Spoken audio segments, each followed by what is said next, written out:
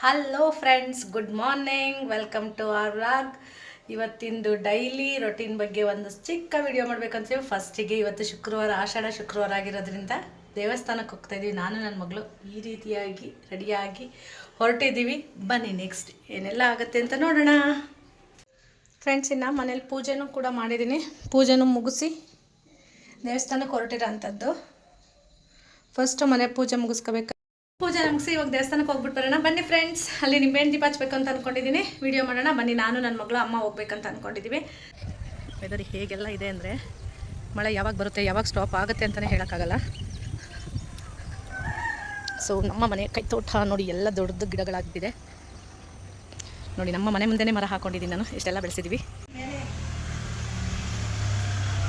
ಗಾಡಿ ತೆಗಿತಾ ಇದ್ದಾಳೆ ಮಗಳು. ಅಲ್ಲೂ ಇಲ್ಲ. ಇನ್ನು ಟೆಂಪಲ್ಗೆ ಹೊಟ್ಟಿದ್ದೀವಿ ಫ್ರೆಂಡ್ಸ್. ಬೇಗ ಹೋಗಬೇಕು. ನನ್ನ ಮಗಳು ಕಂಪ್ಯೂಟರ್ ಕ್ಲಾಸಿಗೆ ಹೋಗೋದ್ರಿಂದ.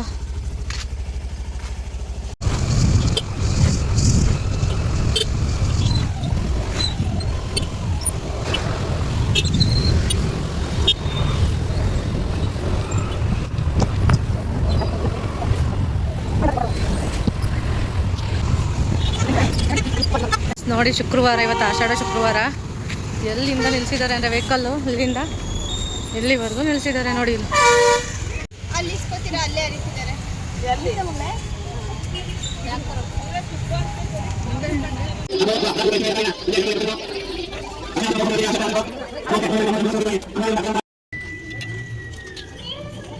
ರಚನೆ ಮಾಡ್ತಕ್ಕಂಥ ಭಕ್ತಾದಿಗಳು ಟೋಟಲ್ ರಚನೆಯನ್ನು ಹಾಕ್ತಕ್ಕಂಥ ಹಾಗೆ 17ನೇ ತಾರೀಕು ಅಮ್ಮನವರ ಜನ್ಮದಿನೋತ್ಸವದ ಬೈಕವಾಗಿ ವಿಶೇಷವಾಗಿ ಅಲಂಕಾರ, ದುರ್ಗಾ ದೇವರಿಗೆ ಅಭಿಷೇಕ, ಅಲಂಕಾರ, ದುರ್ಗಾ ಹೋಮ ಇರುತ್ತೆ, ಅನ್ನದಾನ ಇರುತ್ತೆ. ದುರ್ಗಾ ಹೋಮಕ್ಕೂ ರಸಿಕೆ ಹಾಕಿಸ್ಬೋದು, ಅನ್ನದಾನಕ್ಕೂ ರಸೀಟಿಯನ್ನು ಹಾಕಿಸ್ಬೋದು. ಅನ್ನದಾನ ಸರ್ವಶ್ರೇಷ್ಠವಾದಂಥ ದಾನ ಅನ್ನದಾನ.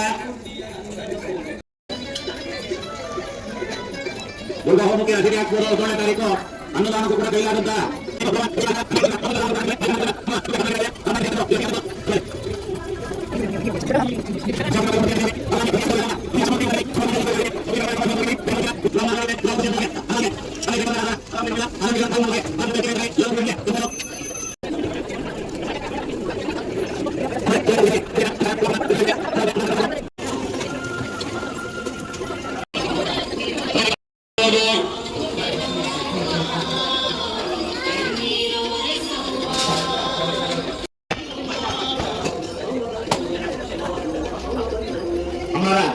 ಅಲಂಕಾರದ ಆಗಿದೆ.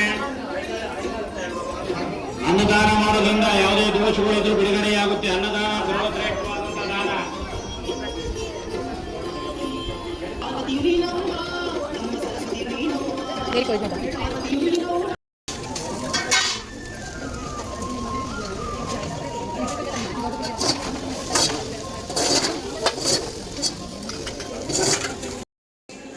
ಅರ್ಚನೆ ಬನ್ನಿ, ಈ ಕಡೆ ಬನ್ನಿ, ಈ ಕಡೆ ನೋಡಿ. ಅರ್ಚನೆ ಈ ಕಡೆ ಬನ್ನಿ.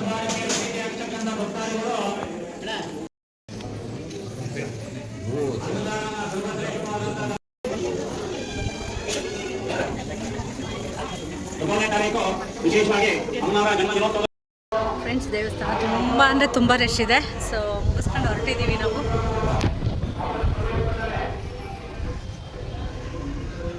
ತುಂಬ ಗಾಡಿಗಳು ನಿಲ್ಸೋಕ್ಕೂ ರಶ್ ಆಗಿತ್ತು ನೋಡಿ. ನಾನು ಹಿಂದೆಗಡೆ ಎಲ್ಲಿಂದ ಎಲ್ಲಿವರೆಗೂ ನಿಲ್ಲಿಸಿದ್ದಾರೆ. ನಾವು ಕೂಡ 1 ಕಿಲೋಮೀಟ್ರ್ ಹಿಂದೆನೇ ನಿಲ್ಸಿ ಬಂದಿದ್ವು. ಸೊ ಅಲ್ಲಿಗೆ ನಡ್ಕೊಂಡು ಹೋಗ್ತಾ ಇದ್ದೀವಿ.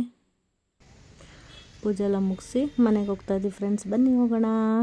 ದೇವಸ್ಥಾನ ಮುಗಿಸಿ ಈಗ ನಡ್ಕೊಂಡು ಬರ್ತಾ ಇದ್ದೀವಿ. ಮಗಳಿಗೆ ಕಂಪ್ಯೂಟರ್ ಕ್ಲಾಸಿಗೆ ಲೇಟ್ ಆಯ್ತು ಅಂತ ಹಂಗೆ ಅಮ್ಮನೂ ನಾನು ವಾಕಿಂಗ್. ಫ್ರೆಂಡ್ಸ್ ನೋಡಿ, ವಾಕ್ ಮಾಡ್ಕೊಂಡು ಬಂದು ಅಮ್ಮ ನಾನು ಇಲ್ಲೇ ಮನೆ ಹತ್ರ ಬಂದು. ಇಲ್ಲಿ ಮನೆ ಹತ್ರ ಪರಿಸರ ಎಷ್ಟರ ಮಟ್ಟಿಗೆ ಹಾಳು ಮಾಡ್ತಾರೆ ಅಂದರೆ ನೋಡಿ, ಕಸದ ಗಾಡಿ ಬರುತ್ತೆ. ಕಸದ ಗಾಡಿ ಬಂದರೂ ಕಸ ಹಾಕಲ್ಲ, ರೋಡ್ ಸೈಡಿಗೆ ಹಾಕೋದು ಬಿಡಲ್ಲ. ನಾವು ಮನೆ ಹತ್ರ ಇರೋರು ಸೊಳ್ಳೆ ಕೈಲಿ ಕಡಿಸ್ಕೊಂಡು ಅದರಿಂದ ಕಾಯಿಲೆಗಳನ್ನ ಬರ್ಸ್ಕೋಬೇಕು. ಆ ಥರ ಇದೆ. ಅದಕ್ಕೆ ಹೇಳೋದು ಪರಿಸರ ಮಾಲಿನ್ಯ ಮಾಡಬಾರ್ದು ಅಂತ.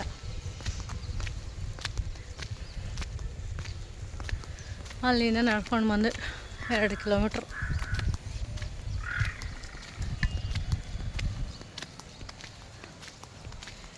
ನೋಡಿ ನಮ್ಮ ಮನೆ ಹತ್ರ ಎಲ್ಲ ಹೆಂಗಿದೆ ನೋಡಿ. ಗಿಡಗಳು ಇರೋ ಚಿಕ್ಕ ಜಾಗದಲ್ಲೇ ಒಂದು ಕೈ ತೋಟ ಮಾಡಿರೋದು ನೋಡಿ. ಹೇಗಿದೆ ಅಂತ. ನನ್ನ ಫೇವ್ರೆಟ್ ರೋಸ್.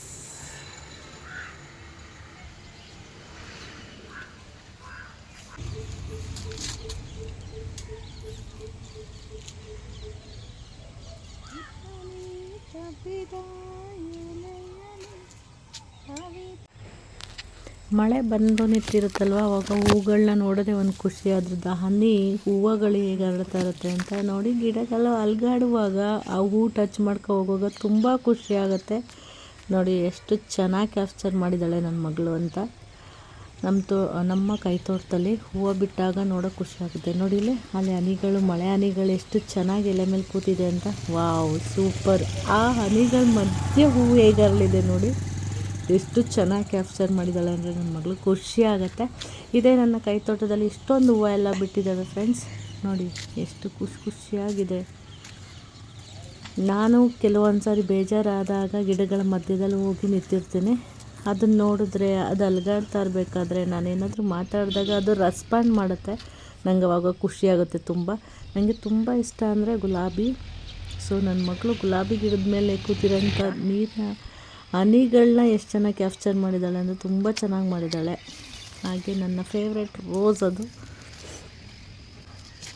ಚೆನ್ನಾಗಿದೆ. ನೋಡಿ ಇಲ್ಲಿ ಸೀಬೆ ಗಿಡ ಎಷ್ಟು ಚೆನ್ನಾಗಿ ಬೆಳೆದಿದೆ. ಇಷ್ಟು ನಾವು ಕೈ ತೋಟ ಮಾಡಿರೋದು ಮನೆ ಮುಂದೆನೇ. ಅಮ್ಮ ನೋಡಿ ಗಿಡದಲ್ಲಿ ಹೆಂಗಿರ್ತಾರೆ ಅಂತ.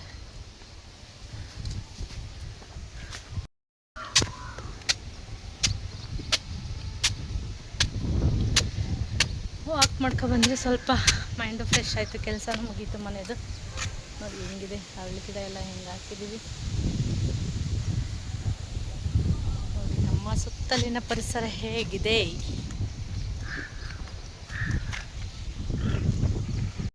ಫ್ರೆಂಡ್ಸ್ ನೋಡಿ, ಇನ್ನು ಪೂಜೆ ಮುಗಿಸ್ಕೊಂಡು ಬರ್ತಾಯಿದ್ದೀನಿ. ಪೂಜೆ ಎಲ್ಲ ಮುಗೀತು. ಪೂಜಾ ಬುಟ್ಟಿನ ಬಂದ ತಕ್ಷಣವೇ ದೇವ್ರ ಮನೆಗೆ ಇಡಬೇಕು. ಸೊ ಹಾಗಾಗಿ ದೇವ್ರ ಮನೆಗೆ ಇಟ್ಟಿದ್ದೀನಿ. ಇವಾಗ ಎಲ್ಲ ಕೆಲಸ ಮುಗಿಸ್ಬಿಟ್ಟು ಹೋಗಿದ್ದೆ, ಆದರೆ ತಿಂಡಿ ಮಾಡಿರಲಿಲ್ಲ. ಈಗ ತಿಂಡಿ ಪ್ರಿಪೇರ್ ಮಾಡಬೇಕು. ಏನಾದರೂ ಎಮರ್ಜೆನ್ಸಿಗೆ ಬೇಗ ತಿಂಡಿ ಪ್ರಿಪೇರ್ ಮಾಡಬೇಕು. ಮಗಳು ಕೂಡ ಕಂಪ್ಯೂಟರ್ ಕ್ಲಾಸ್ನ ಮುಗಿಸ್ಕೊಂಡು ಬರ್ತಾಳೆ. ಸೊ ಅವಳು ಬರೋದ್ರೊಳಗಾಗಿ ಎಂಥ ತಿಂಡಿ ಮಾಡೋದು, ಬೇಗ ಯಾವ್ಯಾವ ತಿಂಡಿ ಮಾಡ್ಬೋದು ಅಂತ ಕಮೆಂಟ್ ಬಾಕ್ಸಲ್ಲಿ ಕಳಿಸಿ. ನಾನು ಕೂಡ ಮುಂದಿನ ದಿನಗಳಲ್ಲಿ ಮಾಡ್ತೀನಿ ಫ್ರೆಂಡ್ಸ್. ಸರಿ ಬನ್ನಿ ಇವಾಗ ತಿಂಡಿ ಮಾಡೋಣ ಫಾಸ್ಟಾಗಿ. ಫ್ರೆಂಡ್ಸ್ ನೋಡಿ, ರೊಟ್ಟಿ ಪಲ್ಯ ರೆಡಿಯಾಗಿದೆ. ಸೊ ತಿನ್ನೋಣ, ಟೈಮ್ ಆಗಿದೆ ಆಲ್ರೆಡಿ. ಇವತ್ತಿನ ವಿಡಿಯೋ ನಿಮಗೆಲ್ಲ ಇಷ್ಟ ಆಯ್ತು ಅಂದರೆ ಲೈಕ್ ಮಾಡಿ, ಶೇರ್ ಮಾಡಿ, ಕಮೆಂಟ್ ಮಾಡೋದನ್ನ ಮರಿಬೇಡಿ. ಯಾರೆಲ್ಲ ಇಲ್ಲ ನನ್ನ ಚಾನಲ್ಗೆ ಸಬ್ಸ್ಕ್ರೈಬ್ ಆಗಿಲ್ಲ ಫ್ರೆಂಡ್ಸ್, ಇವತ್ತಿನ ವಿಡಿಯೋ ಎಲ್ರಿಗೂ ಇಷ್ಟ ಆಯಿತು ಅಂತ ಅಂದ್ಕೊಳ್ತೀನಿ. ಈ ವಿಡಿಯೋನ ಇಲ್ಲಿಗೆ ಮುಗಿಸ್ತಾ ಇದ್ದೀನಿ. ಮತ್ತೆ ಮುಂದಿನ ವಿಡಿಯೋದಲ್ಲಿ ಸಿಗೋಣ ಅಂತ ಹೇಳ್ತಾ ಬಾಯ್. ಎಲ್ಲರೂ ಹುಷಾರಾಗಿರಿ, ನಗ್ನಾಗ್ತಾ ಇರಿ ಅಂತ ಹೇಳಿ ಈ ವಿಡಿಯೋ ಮುಗಿಸ್ತಾ ಇದ್ದೀನಿ ಫ್ರೆಂಡ್ಸ್.